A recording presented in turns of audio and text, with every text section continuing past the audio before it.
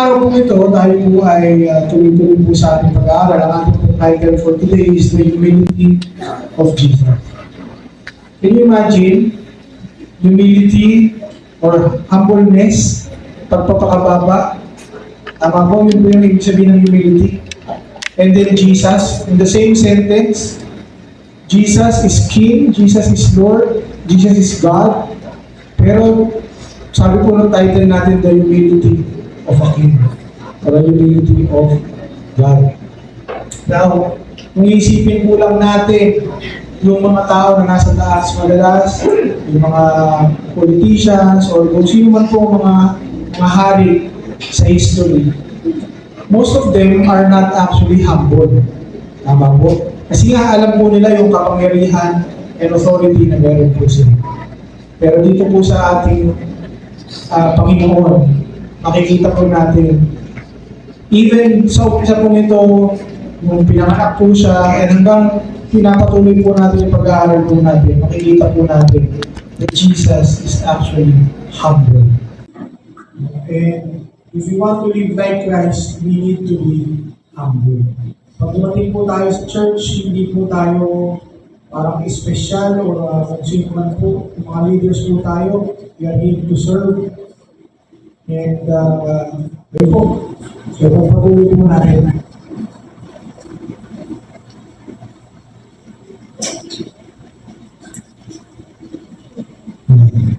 Pag narinig niyo po itong salita ito, narinig niyo po itong phrase na ito, I identify as a. Marami pong tao nakarinig na po nito. Tama po?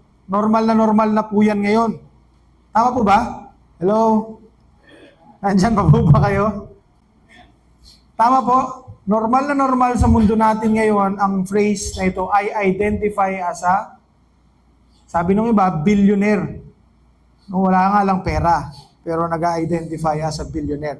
Ngayon pong sa mundo natin, marami pong tao identify as a man, pero siya po ay a woman. And then, meron naman pong kabaliktaran ay identify as a woman, pero siya po ay isang man. Tama po? Madalas, kapag naririnig po natin ang mga salitang ito, meron pong dalawang bagay na nararamdaman yung ina-identify with ng isang tao. Agaya po ngayon, di ba, nauuso na po yung mga trans na lalaki. Tama ba yung pinagsasabi ko? Nalilito rin po ko, hindi ko alam yung sumasali po sa sports ng women ay trans woman. Tama po? So, alam po natin biologically that they are men, but since they identify as a woman, some some competition allows them to be or to join. And now, nung una, yung mga woke people, they accept this.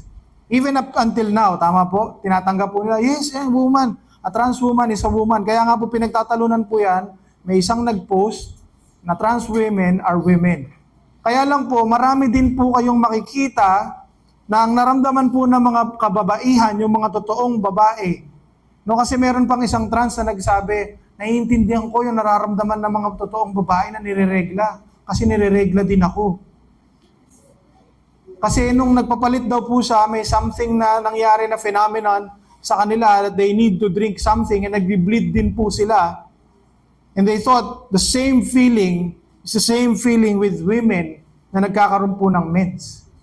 And alam niyo po yung maraming comment po ng mga babae sa babae and even in interview, that is an insult to the human anatomy and physiology of a woman. Kasi hindi po natin masasabi kung ano po yung totoong pinagdaraanan ng mga babae kapag nireregla po sila.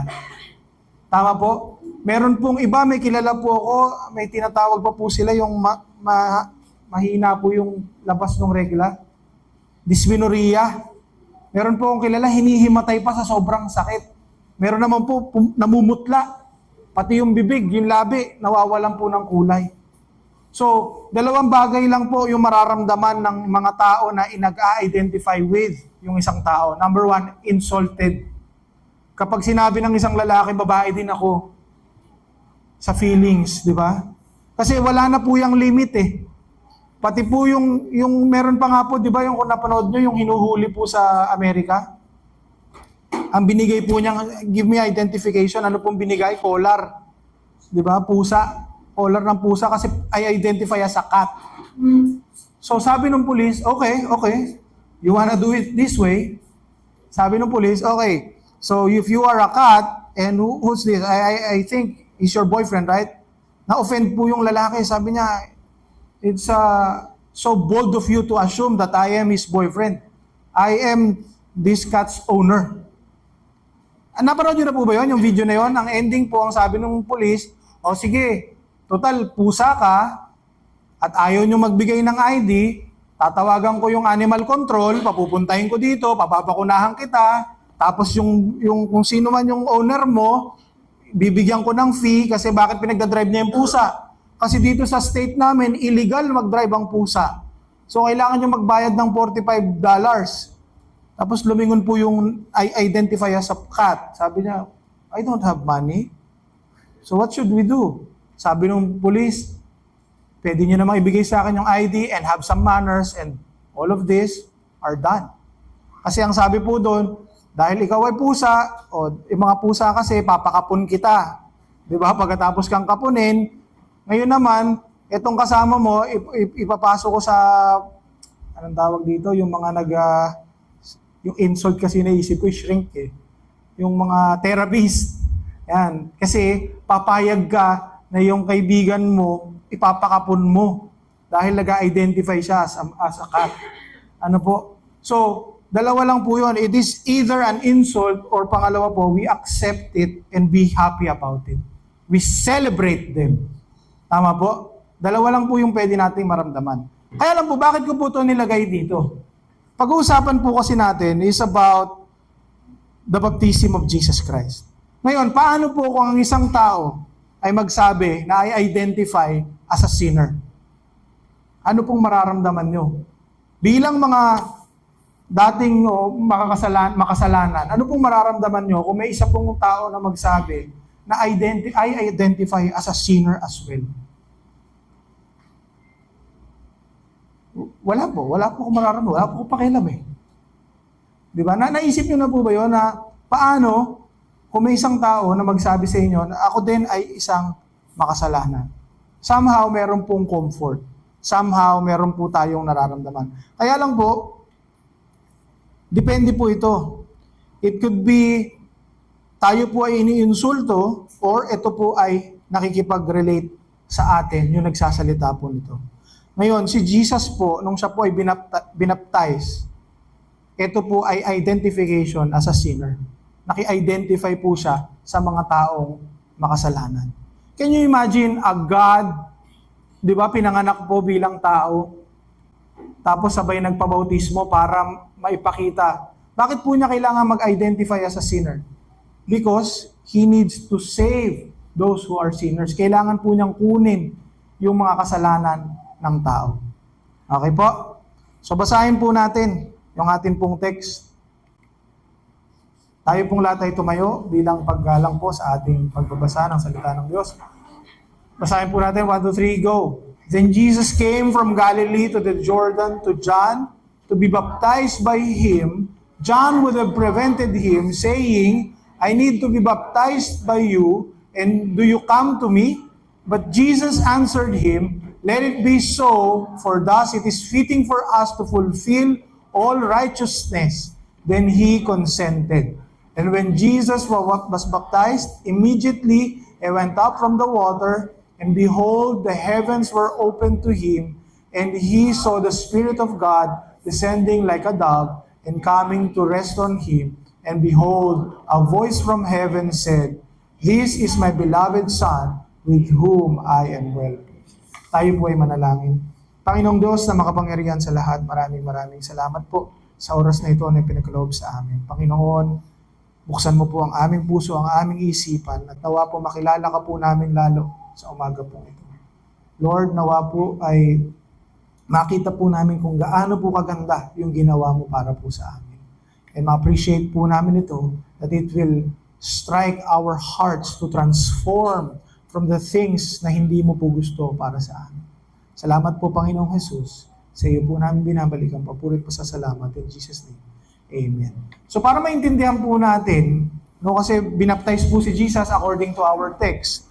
And para maintindihan po natin, ano po ba yung baptism noon and yung baptism sa tingin natin ngayon? Okay po?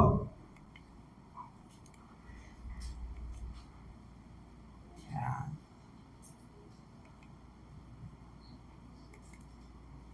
Dati, ang baptism po, actually, according to tradition, baptism is not practiced sa Old Testament, hindi po yan pinapractice. I think ang una pong nagbabaptize noon ay si John. No, but ito pong baptism is a symbol of repentance, purification. No, it's a purification rite as a symbol of cleansing with water. So kaya po binabaptize noon when you repent at gusto mong malinis sa iyong mga kasalanan, sila po ay tinutubog sa tubig. Ngayon, para maintindihan po natin lalo kung ano pong ibig sabihin nun, kailangan po nating basahin yung pretext o yung nauna pong text. Saan po natin yan makikita? Makikita po natin yan sa Matthew chapter 3. So, makikibukas po ng inyong mga Bible sa inyong mga cellphone or kung meron po kayong Bible app sa inyong mga, meron po kayong literal na Bible, pwede nyo pong buksan yan. Sabi po sa Matthew chapter 3, in those days, John the Baptist came, preaching in the wilderness of Judea, repent, for the kingdom of heaven is at hand. For this is who was spoken of by the prophet Isaiah when he said, the voice of one crying in the wilderness, prepare the way of the Lord, make his path straight. Now John wore a garment of camel's hair and leather belt around his waist, and his food was locust and wild honey. Then Jerusalem and all Judea and all the region about the Jordan were going out to him, and they were baptized by him in the river Jordan, confessing their sins. So again, ito po yung pagkapatunay, yung sinasabi po dito that baptism before, nung time po ni Jesus was a time of purification. Nagpapalinis po sila sa Diyos. It's a symbol na ikaw ay malinis na. Okay po? So kaya si Jesus po bilang isang Diyos na nagkatawang tao, kailangan po niyang dumaan dun sa rite na yun, dun sa symbol na yun, para makipag-identify sa atin. Can you imagine God, di ba, nag-identify sa'yo, nakikipareho dun sa pinagdaanan mo. Ano po yung after? Ngayon po na, tapos na. No, namatay na po ang Panginoong Jesucristo at nabuhay na po siyang maguli. Ano po ang sinisimbolize ng baptism? Baptism is the first step of being a disciple of Christ. Surrender and death in our sins and resurrection with the Lord Jesus Christ. Ang baptism po ngayon, ang sinisimbolize po na nito is yung ating pong first step bilang disciples of Christ. Ngayon, meron pa po bang mga tao na hindi pa nababaptize sa ating pong church? Meron pa po? Meron pa po siguro, no? So, tatanong na lang po natin yan kay Sister Thelma kung paano po yung setup. No, pero, kung gusto niyo pong mabaptize at gusto niyo po talagang sumunod sa Panginoong Jesucristo, at dahil nga po ito yung first step, kailangan niyo pong pumasok, according dun po sa ating church, kailangan niyo pong pumasok sa discipleship program. No, para po kasi, natutunan po namin sa mga nagdaang taon, meron pong mga tao nagpapabaptize, it's either because meron pong swimming, no, kaya po magpapabaptize kasi nagpalista, kasi may swimming ang church. So may libreng pagkain, meron pang libreng swimming. So punta tayo. Pagkatapos po noon, hindi na po sila nagpupunta ulit sa church.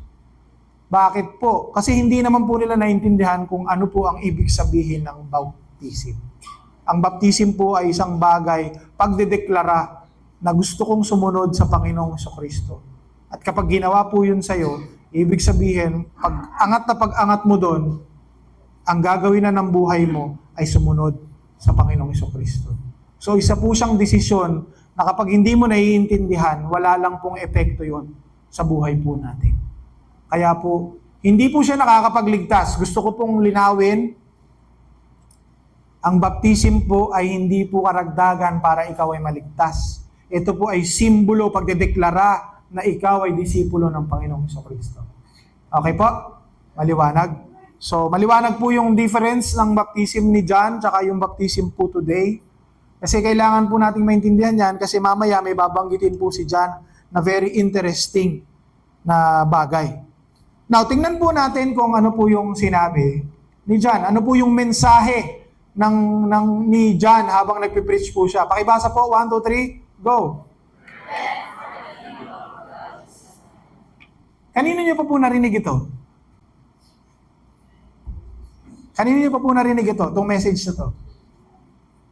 Hello? Kanino niyo pa po narinig yung message na repent for the kingdom of God is at hand? Yung binaptize po ni John. Di ba? Yun din po yung sinasabi niya, repent for the kingdom of God is at hand.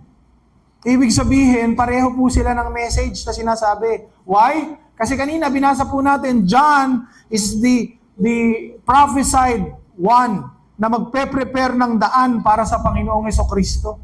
Siya po yung pinopesiya na matagal na ni Isaias na magsasabi, may makikita kayo na nagsasalita sa daan.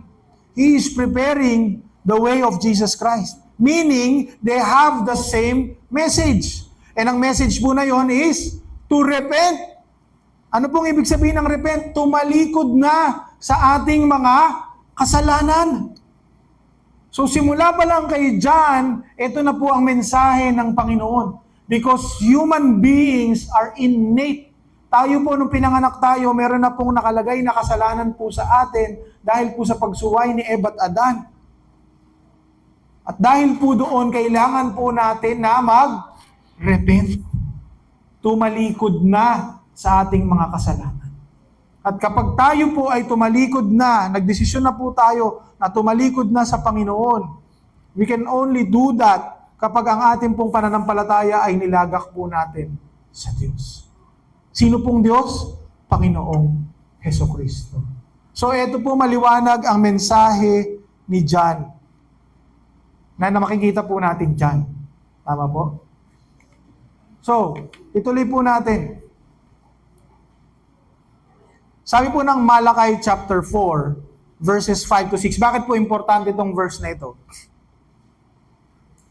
Doon po sa binasa nating verse, o doon po sa babasahin natin dito, in-explain po sa verse 4, sabi dito, Now John wore a garment of camel's hair and a leather belt around his waist, and his food was locust and wild honey.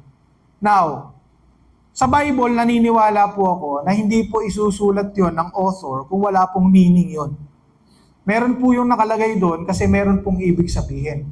Now, tandaan niyo po yung sinabi ko doon po sa Matthew chapter 3. Ngayon, basahin po natin yung Malakay chapter 4, verse 5 to 6. Behold, I will send you Elijah the prophet before the great and awesome day of the Lord comes. And he will turn the hearts of fathers to their child and the hearts of children to their fathers, lest I come and strike the land with a decree of utter destruction. So, ibig sabihin, pinangako po si Elijah ay babalik daw po. No? Sa time po, somewhere in the future, nung sinulat po ito, babalik po si Elijah. Now, tingnan po natin yung 2 Kings chapter 1, verse 8. Makikibukas po ulit ng inyong mga Bible sa 2 Kings chapter 1, verse 8. Sabi po dyan, they answered him, he wore a garment of hair with a belt of leather about his waist. And ano po sabi? And he said, it is Elijah the Tishbite. Ano po sabi sa John? Si John daw po ay may suot na camel's hair and a belt around his waist, leather belt. And ano po yung comparison sa 2 Kings, yung description po kay Elijah? Ulitin ko po. He wore a garment of hair with a belt of leather about his waist, and he said, it is Elijah the Tishbite. Ano pong ibig sabihin nito? Bakit ko po pinagkukumpara si Elijah and si John? Because when God promised Israel sa Malakay, hindi po si Elijah talaga yung darating. But it is John. No, yung spirit ni Elijah ay na kay John. So si John po yung Elijah nung time po nila. So ano pong ibig sabihin nito? That God is faithful to His words. Hello? God is faithful to His words. Pre-prophesy ng mga prophets, ngayon tinutupad po. Naalala niyo po ang sabi ng Panginoong Kristo, I have come not to abolish the law, but to fulfill the laws and the prophets. Ibig sabihin, the prophecies. And through the life of Jesus Christ, yung pong prophecy about Elijah was fulfilled. Tama po? Pinakita na si John yung fulfillment nung papadalang Elijah. Okay po? Kaya po yun nilagay doon para maipakita po sa atin that God is faithful. When He promises something, He keeps His promise. Hindi po nagsasabi ang Lord ng promises are meant to be broken. Sa Panginoon, promises are holy. Vows are holy. Covenant is holy. Kaya nga po, di ba, sa Panginoon, nung nagbigay siya ng covenant kay Abraham, ano pong ginawa ng Panginoon? Noong unang panahon po kasi, pag naggagawa po sila ng covenant, pumapatay po sila ng mga hayop. Tapos hahatiin po nila yon. Lalagay nila yung kalahati sa dalawang side. And then, kung kunwari po kami magkapatid, may covenant po kami, dadaan po kami dun sa gitna nun. And ang sasabihin po namin, mangyari nawa dun sa tao na lalabag sa ating napagkasunduan. So, ibig sabihin, nahatiin sa gitna, mamamatay, di ba? A gruesome death. Ibig sabihin sa Diyos, napaka-importante po nito. Bakit po? Kasi nung time na nagbigay ng covenant ang Panginoon kay Abraham, ano pong ginawa ng Diyos? He caused Abraham to be in a deep sleep. Hindi lang po tulog, talagang malalim na tulog. And then yung hinati pong mga hayop, Diyos lang po ang dumaan. Bakit po? Kasi alam ng Diyos na si Abraham ay tao. And there is a tendency that he will defy yung covenant. Because God is the only one who doesn't change and who is faithful mula noon, ngayon at magpakailanman. Siya lang po yun. Kaya, paulit-ulit ko pong sinasabi sa inyo, kapag nangako po kayo sa Diyos, wag na wag niyo pong babalayin. Kasi sa Panginoon, napaka-importante po ng mga pangako po natin. At kapag hindi daw po natin tinutupad ang ating mga pangako, ano daw po ang tingin ng Diyos sa atin? According to the Bible, mayabang. Kaya nga po, di ba, ang sabi, let it be, if it is a yes, let it be a yes. If it is a no, let it be a no. Do not swear. Hello? Sino po dito yung mahilig? Pex man, mamatay man, maniwala ka sa akin. Hindi daw po ganoon ang sabi ng Bible. If it is a yes, yes. If it is a no, no. So again, alalahanin po natin yung ating mga pangako sa Diyos at tuparin po natin ang mga bagay na ito. So, ano pong makikita natin? Baptism identifies sinners. Yung mga tao na nagpapabaptize, ito po ay mga taong makasalanan. Since, di ba nakita nyo po yung pattern?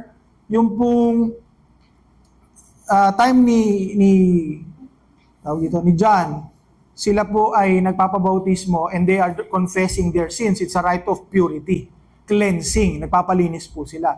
But sa time po natin, it is the death of our sins with Christ. Sa paglubog po natin, namamatay po yung dating tayo, yung mga makasalanan po natin, kasama ang Panginoong Jesucristo. At sa pag-angat po natin, kung paano pong nabuhay ulit ang Panginoon, nabubuhay po yung bagong pagkatao natin. Hindi po yun bago na parang, oh, iba na naman, iba na ako, iba na yung pangalan ko. Hindi po. But rather, you now live for the Lord Jesus Christ. Kaya inuulit ko po, ang pag-baptize ay hindi po biro, hindi po ito isang bagay na gagawin lang kasi pinilit ka o mag-baptize ka na kasi na Kristiyano ka naman eh. Hindi po. It is a serious matter na kailangan nating maintindihan bago po natin gawin. Ready ka ba na sumunod sa Panginoon? Yung Panginoon na nagkatawang tao at nag-identify as a sinner, handa ka bang sumunod sa Kanya? So in verse 5, pinapakita po doon, dinidescribe na ang lahat po ng tao ay pumupunta kay John para magpabautismo because sila po ay makasalanan.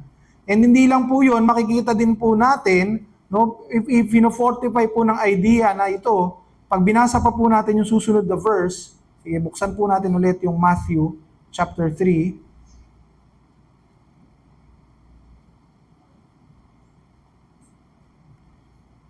Meron po tayong makikitang grupo ng tao dyan. Yan. Sabi po dyan, then, Jerusalem and all Judea and all the region about the Jordan were going out to him. They were baptized by him in the river Jordan, confessing their sins. Verse 7, but when he saw many of the Pharisees and Sadducees coming to his baptism, ibig sabihin, even yung mga Pariseyo na alam po natin na makasalanan, Sadduceo na mga, di ba, i-describe po sila ng Panginoon na nagli-lip service lang sa Diyos, na nagsasabi sila praise the Lord pero sa puso nila ginajudge nila yung ibang tao. So ano pong sabi ni John? You brood of vipers, who warned you to flee from the wrath to come. Ano pong sabi niya? Bear fruit in keeping with repentance. So ito po yung patunay na yung baptism po na ito nag-a-identify sa mga taong makasalanan. So again, yung symbolism po ng baptism sa atin po ngayon is the death of our sins in the Lord Jesus Christ. So importante po ang baptism kasi ito po yung simbolo, uulitin ko, ng pagiging disipulo po natin ng Panginoong Jesucristo. Okay po? Pangalawa, baptism should not just be a symbol.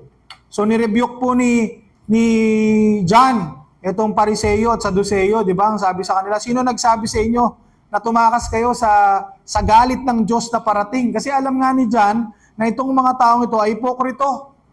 Mga nagpapanggap na banal, pero ang totoo, hindi naman po sila banal.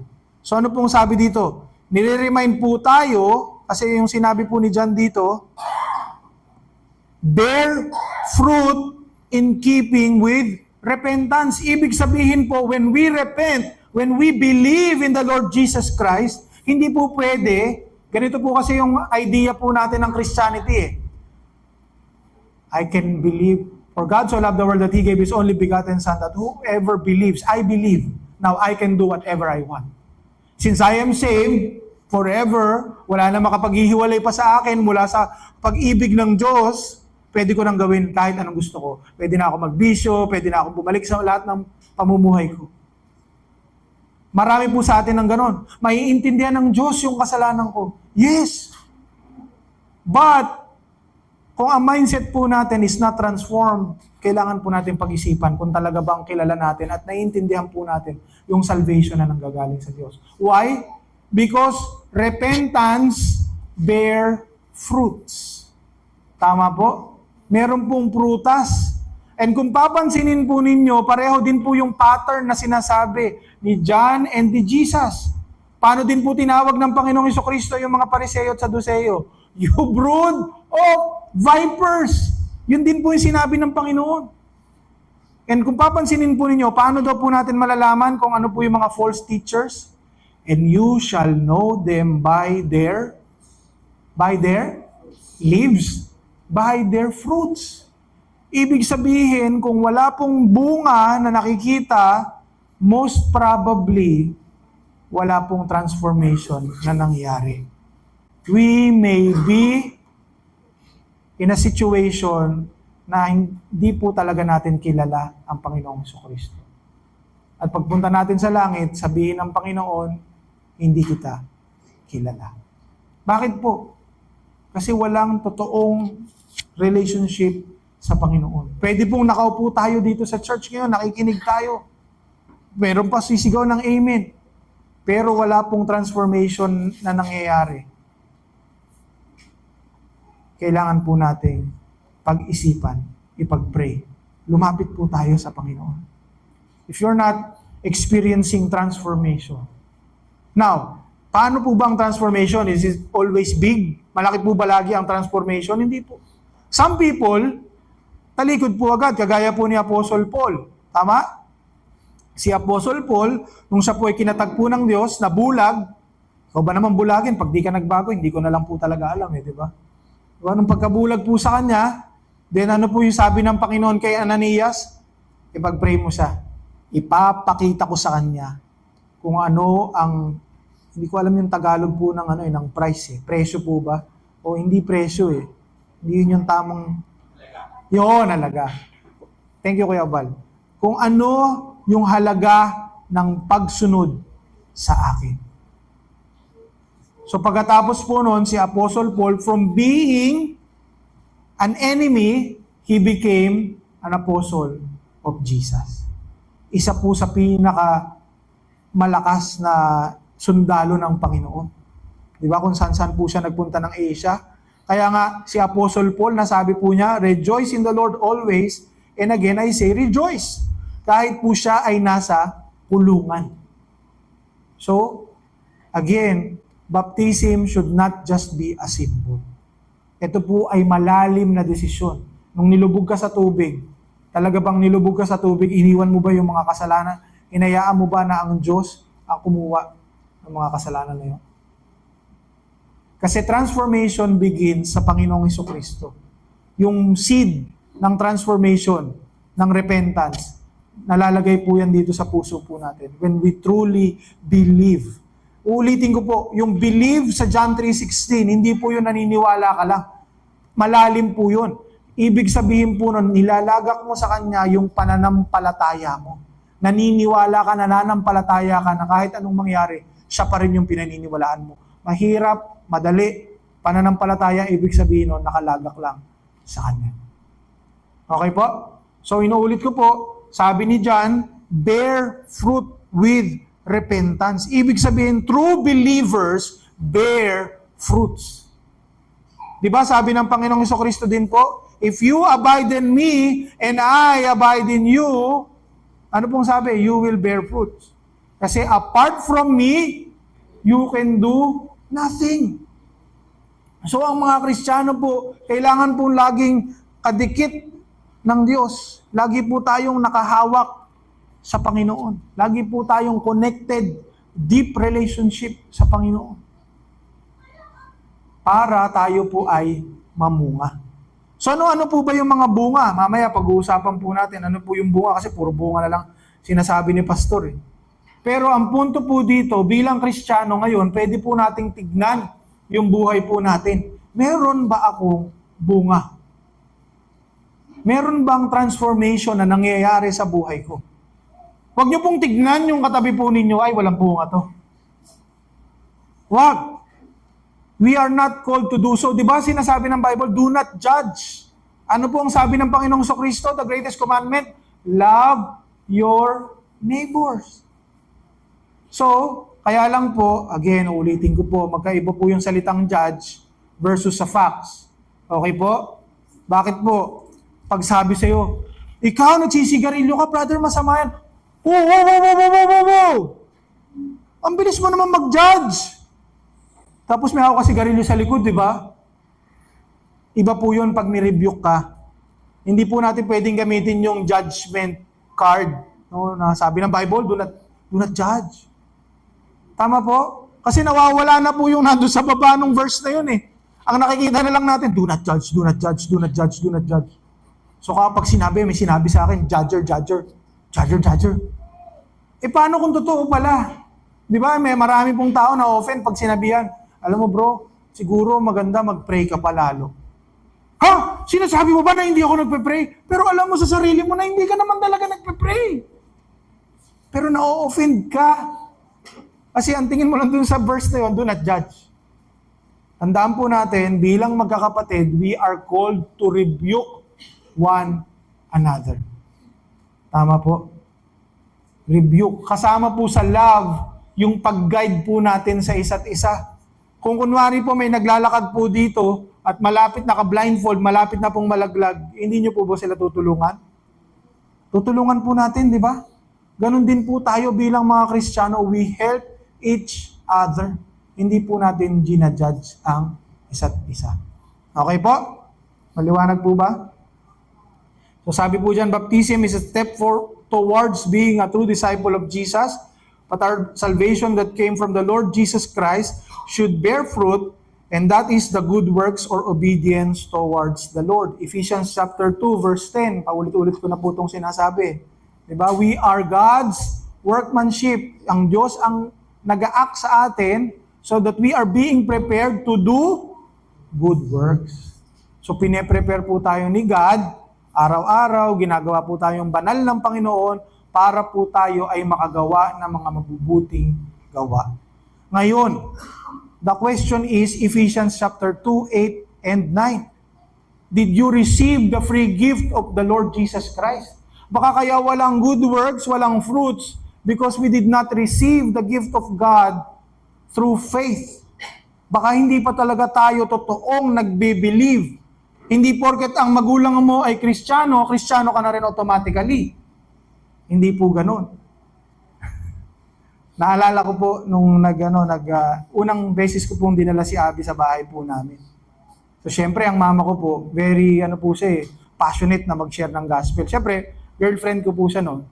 So nag-usap po sila, sabi ni mama, alam mo ba Abby, na merong Panginoong Jesucristo na namatay para sa'yo. Pag tinanggap mo siya, ganito, magkakaroon ka ng buhay na walang hanggan. Gusto mo ba siyang tanggapin? Alam niyo po, sagot ni Abby. Sabi niya, tatanong ko po muna sa mami ko. Ganun po ganun po yung relationship nila ng mami niya, napakalalim po nun. And even nung nag-propose po ako, di ba, sabi ko po sa inyo, katabi ko po si mami dito sa kanan ko. Nung lumuhod po ako, tumingin po muna siya sa nanay niya. Sabi po ni mami, saka lang po siya nag-yes. Pero ano pong sabi ni mama? Abi, pag humarap ka sa Diyos pagkatapos ng buhay na ito, hindi kayo magkasama ng nanay mo. Mag-isa kang haharap sa Diyos. And now, pinagpapasalamat po namin, kasama na po namin si mami ngayon dito po sa church. Ang tagal po nun. Alam niyo po, nung first time na pumunta po si mami dito, umiyak po talaga si Abi. Di lang po niya. Secret lang po natin, mami. Ayaw po niya ipasabi. Pero yun po yun. Ano pong gusto kong sabihin? Hindi po porket Kristiyano po tayo, yung anak po natin, automatically may relationship na kay God. Hindi po. Kailangan po sila mismo, pag nagkaroon na po sila ng isip, kailangan po silang lumapit sa Panginoon, magkaroon ng genuine relationship sa Panginoon para magkaroon din po ng transformation sa kanilang buhay. And mind you, mahirap po ang transformation. Bakit po? Hindi po tayo sanay na gumawa ng mga mabubuting bagay. Sanay po tayo na kumuha para sa atin. Selfish po tayong mga tao kadalasan. Yan po yung nature ng tao. And when we transform, when the Spirit of God comes, anak, hindi ganyan ang sinasabi ko sa iyo. Sabi ng Panginoon, love others. And yung love na yon, as explained, is not just love, it is agape. Ibig sabihin, sacrificial love. You sacrifice. Imagine, if you can sacrifice para sa mga taong crush po natin, kaya din po natin mag-sacrifice dun sa mga taong iniligtas ng Diyos din. Tama po? Kaya nga kung makikita nyo po yung bunga ng Acts, kung basahin nyo po yung Book of Acts, makikita nyo po kung paano po nila minahal ang isa't isa. Yung iba po, binibenta yung lupain po nila. Again, hindi po ito prescriptive. Ito po ay description po ng ginawa po nila. Ngayon, kung minumove po kayo ng Panginoon para gawin din po yung the same, wala po tayong magagawa doon. No, praise the Lord. So, yun, sila po ang magkakapatid sa Acts, binenta po nila yung mga ari-arian nila para wala pong magugutom sa loob ng simbahan. Kaya nga po, di ba, paulit-ulit ko po sinasabi sa inyo, tulungan po natin yung mga kapatiran po natin na nahihirapan. So again, baptism should not just be a symbol. Number 3, the baptism of the Lord Jesus is superior. Si John, ina-emphasize po niya that he will baptize in water with repentance. Tama? Yun po yung gagawin ni John o ginawa ni John before. Pero sabi niya, there will come someone who is mightier than I. Yung kanyang sandalyas, hindi ko pwedeng hawakan. Hindi ko kayang hawakan. Ganun siya kabanal. And he will baptize you with the Holy Spirit and fire. Now, saan po nangyari yung Holy Spirit and fire? Nangyari na po ba yon noong time sa mga apostles nung tinanggap po nila ang Panginoong Jesucristo? Hindi. Nangyari po yon sa Pentecost, noong Acts 2. Nandito pa po ba si Jesus noon? Wala na. Bakit po? Kasi si Holy Spirit is the promised helper of the Father. So kaya nga po, yung patunay po na yon, yung pagpapalit po ni Jesus at ng Holy Spirit, ay pagpapatunay na sila po ay iisang Diyos. Kasi kung hindi po Diyos ang Holy Spirit, bakit po siya yung representative ng Diyos dito sa atin ngayon? Tama po? Hindi po pwedeng pumalit ang isang tao, kunyari po may general manager, ang papalit po ay assistant manager. Kailangan po munang i-promote yung assistant manager into general manager para palitan po yung general manager. Tama po? Pero hindi po pwede na hindi po level, hindi po pareho. Kaya si Jesus po nung umalis po siya, ang pinangako po niya na papalit sa kanya ay ang Holy Spirit. And ano po nakita, 'di ba? Sabi, He will baptize you with Holy Spirit and fire. Kaya nga nung time ng Pentecost, meron pong mga bumaba na maliliit na dila ng apoy. Kaya po sila nakapagsalita ng iba't ibang lengguwahe. Tama po? So, pastor, naniniwala po ba kayo sa speaking in tongues? Yes. But, meron pong malaking but. But, kung wala pong, una, dapat po ang speaking in tongues yung language na sinasalita po ng mga tao. Tama? Pangalawa, dapat po may mag-i-interpret. Pangatlo, dapat po yung speaking in tongues should give glory to Jesus. Pang-apat, it should increase or edify the church. Bakit po? Pentecost, balikan po natin. Nung Pentecost, nag-speaking in tongues po sila, nakita po yung Holy Spirit, yung dila ng apoy, and then meron po ba nag-translate? Meron po? Yes, yung mga taong nasa paligid, di ba? Bakit? Kasi language nila yung sinasalita eh. Pangalawa, nabigyan po ba ng glory ang Panginoon? Yes. Tama po. Kasi dahil dun sa mensahe ng speaking in tongues, nalaman po nila na mayroong Kristo na namatay. Ano po yung sumunod na nangyari? Sabi po doon, na-increase or na-edify yung church. So yun po yung para sa akin. The gifts of the Holy Spirit remains, but with the discretion of God. It is God who allows para mag-manifest po yung mga bagay na yun. Kasi po, ang nagiging problema po minsan, kunyari po yung gift of healing, hindi na po si God yung na-edify. Ay, dalin mo yan kay brother ganito. Nakakapagpagaling yun eh. No, ginawa na po natin parang may superpowers po tayo na, sige, hayaan mo, ipagpe-pray kita at gagaling ka. Napansin niyo po, ipagpe-pray kita. Hindi na po si God. Di ba kaya mapapansin niyo po, pero di ba nakakabilib yung time po nila Apostle Peter? Shadow lang yung tumama. Pag tama nung shadow, nagkaroon ng milagro. Yung shadow ni Peter. Tama po? So, ulitin ko po, the baptism of Jesus is superior. So, yung bautismo na ibibigay ng Panginoong Jesucristo ay much, much more superior. Number 4, baptism showed the humility of Jesus Christ. By being baptized by John, pinakita po ng Panginoong Jesucristo na siya po ay nag-identify sa atin pong mga makasalanang tao. Yung mga taong kailangan po ng bautismo para malinis. Ang Panginoong Jesucristo po, hindi naman po niya kailangan malinis eh.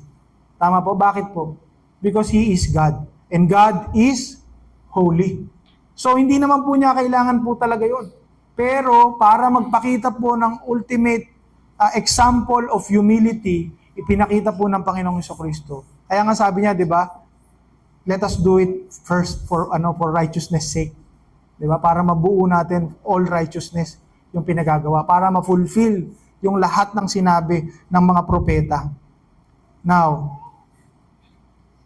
ito pong ginawa ng Panginoong Jesucristo ay hindi lang po pagpa-identify o pagpapakita, but also para ipakita po yung pagsunod ng Panginoong Jesucristo sa Diyos Ama na nagsugo sa Kanya. Kasi sabi ng Panginoon sa isang verse, di ba? Sabi niya, it is not me, but it is the Father whom I obey. Di ba? Yung will ng Father, yung ginagawa po ng Panginoong Jesucristo. And then number 5, and last, baptism showed the favor of the Father. Pinakita po doon, di ba ang sabi, nung pong binautismo ng Panginoon, pag angat po niya, ano pong sabi, bumukas po yung langit, at meron pong ilaw, no? Meron pong boses na narinig, "This is my Son, whom I am very pleased." And then nakita po yung Holy Spirit in the form of a dove. Meron pong bumababang kalapate. So kaya po pagka dinodrawing po yung Holy Spirit, madalas kalapate. Kasi yun po yung kanilang reference. Pero hindi po kalapate yung Holy Spirit, no? Kasi kung isipin nyo, nananalangin pala kami sa kalapate. So hindi po, okay? Maliwanag po. So, yung baptism ay nagpakita po ng favor ng Diyos sa kanyang anak. So, ang focus po ng baptism is si Lord Jesus, even though He is a Son of God, na siya po ay napiplease ang Diyos Ama sa Kanya, si Jesus Christ ay nag-identify sa mga makasalanan by going through the baptism. Now, yung atin pong fruits na dapat pong lumabas with our repentance. Kaya nga inuulit ko po sa inyo, pag tayo po ay nagpabaptize, kailangan maliwanag po sa atin yung atin pong belief, yung atin pong faith, yung atin pong repentance from our sins. Meron po yung bunga. Now, ano po yung bunga na ito? Tingnan po natin. Galatians chapter 5, verse 22 to 23. Buksan po natin, Galatians chapter 5, verse 22 to 23.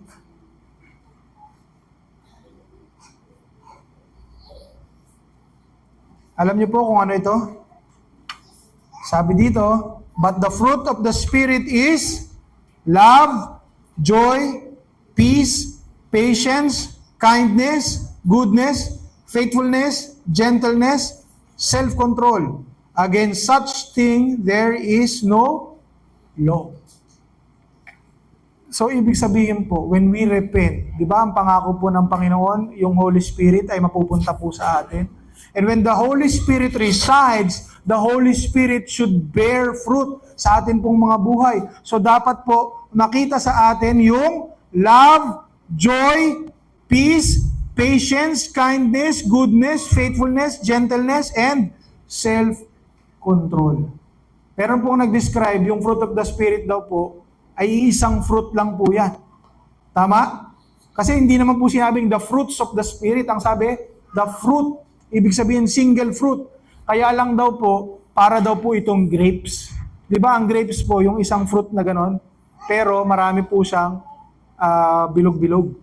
So yun daw po yung fruit of the Spirit. Pero, again, ang kailangan po dito, makita po ito sa atin. Ito po yung seal, ito po yung patunay na meron pong banal na Espiritu sa atin. Bakit po ito importante?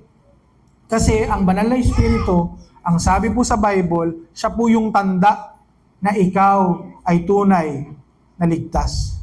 Kapag walang banal na Espiritu, hindi po tayo totoong ligtas. Ngayon, paano po natin malalaman kung meron po talagang banal na Espiritu sa atin?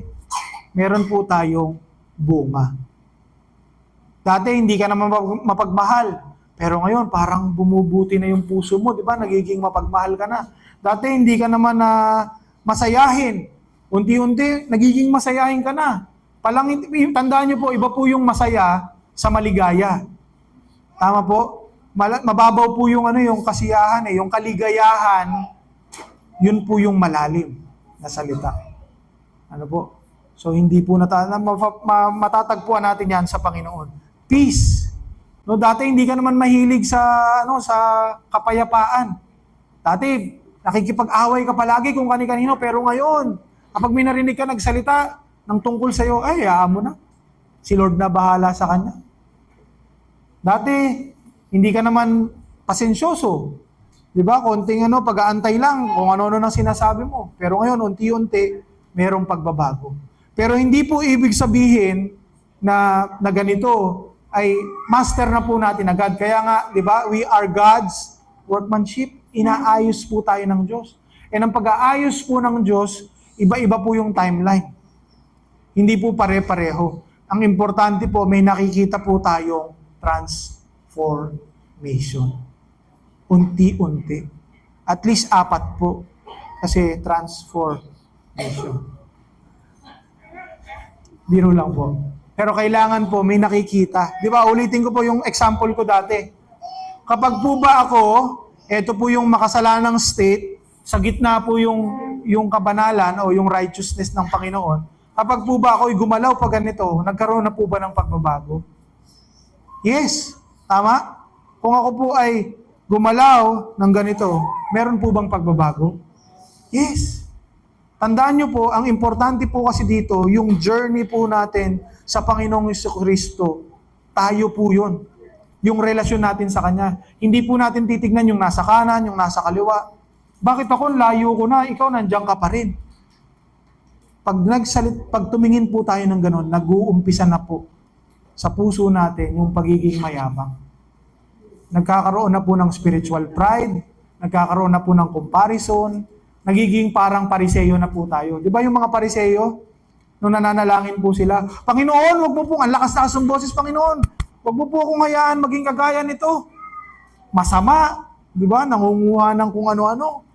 Tapos yung pakasalanan ng tinuturo, hindi po naglalabas ng boses, pero nakayuko. Tapos talagang sising-sisi siya sa harap ng Diyos. Tandaan po natin, hindi po natin makikita. Yes, pinapakita ko po sa inyo na pwede po nating makita sa pamamagitan po ng kanilang prutas, pero hindi po lagi tayong manghusga. Kasi sinabi din po sa atin, do not judge. Huwag po nating husgan, ay mababaw pang Kristiyano, kailangan pa niya magpakalalim. Kaya nga po tayo, sinisikap po natin na tulungan ang isa't isa. Kung makita po natin nagbibisyo, pag may time po kayo, kausapin niyo po, brother, nakita kita kahapon. Sumasyat ka. Di ba, tinawag tayo ng Panginoon para magkaroon ng pagbabago sa buhay natin. Paano ba kita matutulungan? Kesa, Mars, alam mo ba, nakita ko yung anak ni pag-pray nga natin. Ano po nangyari? Pinag-usapan nyo, pinag-usapan na. Pagdating dun sa magulang niya, ano po mararamdaman ng magulang? Di ba, pinag-usapan yung anak kong sakit. So kaya mas importante po, kung na-offend po tayo ng isang tao, diretso na po tayo dun sa tao. Kausapin na po natin siya. Sana po para wala nang middleman. Wala na pong magkukwento pa sa ibang tao. Kung hindi po makinig, ano pong sabi ng Bible? Magdala ng mga elders, i-rebuke. Pag hindi pa rin po nakinig, isama yung pastor o isama yung mga kapastoran o yung mga apostles nung time na yun. Kapag ayaw pa rin, ano pong sabi? Itiwalag na. Yun po yung sabi. Ano po? So again, inuulit ko po, ang ating pong baptism ay napaka-importante at dapat po yung ating pong repentance o yung salvation, meron pong bunga na lumalabas po sa atin. And in the end, sabi po ng Philippians chapter 2, verse 6 to 7, who, though he was in the form of God, did not count equality with God a thing to be grasped, but emptied himself by taking the form of a servant, being born in the likeness of men. Ano po yung pinapakita nito? Yung buhay po ng Panginoong Jesucristo ay nagpapakita po ng kababaang loob. At the end of the day, Jesus was God, but He took the form of man para po magkaroon at magpakita po ng humility. Pwede naman pong pinanganak ang Diyos sa mayaman pong pamilya, di ba? Pwede naman siyang bilang king o anak po ng kung sino-sino. Pero meron po kasing sinetap ang Panginoon, meron pong iprinafisay na ang Panginoon sa umpisa pa lang ng panahon. And because God is faithful to His words, He finished the work. So, ito po ay pagpapakita sa atin na ang Panginoong Hesukristo, kung gusto po nating sumunod sa Kanya at gayahin po siya, kailangan po nating gayahin yung pagiging humble ng Panginoon. Pag naging leader po tayo ng church o nagkaroon po tayo ng naging boss po tayo or whatsoever, Huwag po nating ahayaan na magkaroon po ng kayabangan sa puso po natin. Lagi po nating tatandaan, anuman ang nakukuha po natin sa buhay na ito, trabaho, pera, posisyon, lahat po yan nang gagaling sa Diyos. Kaya nga po sabi ni Job, di ba? The Lord give it, the Lord take it away.